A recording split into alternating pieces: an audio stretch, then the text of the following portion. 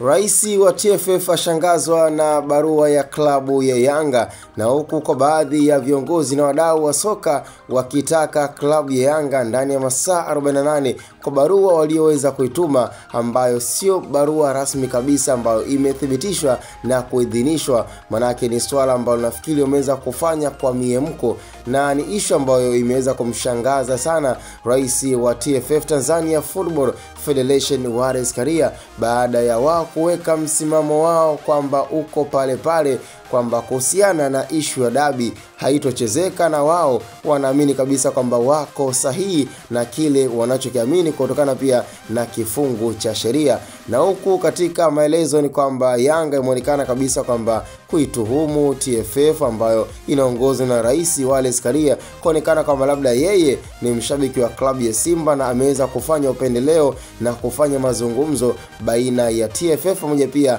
na CAF kwa lengo la kutaka kufanya mazingira ya kuizunguka kesi hiyo na iweze kuelemea upande mmoja. Kwa ni issue ambayo nafikiri pia hata kwa Raisi wa klabu zote ambazo sasa hivi zimekuwa ziko mikononi mwake, ambaye ni Raisi Wallace Karia, aliweza kushangazwa na kusikitishwa pia na barua baada ya kuiona rasmi kabisa katika ukurasa wa Instagram wa klabu ya Wananchi, huku akidai kwamba wao wanachokiamini, wao wanachokijua kwamba mechi ya dabi ya Kariakoo haipo. Kwa hiyo wao wanachotaka ni kumaliza mechi salama, lakini katika upande wa kufikiri ama kuamini kuna mechi baina ya Yanga na Simba hakuna kitu kama hicho. Kwa ni issue na tayari umeshakuwa mlolongo, na tayari limeshaonekana kabisa kwamba ni tatizo kubwa ambalo huenda likaje likatokea, kwa sababu imeonekana kuwa ni issue ambayo Yanga hawajakubali, kwa sababu hatujajua ni kwa nini Yanga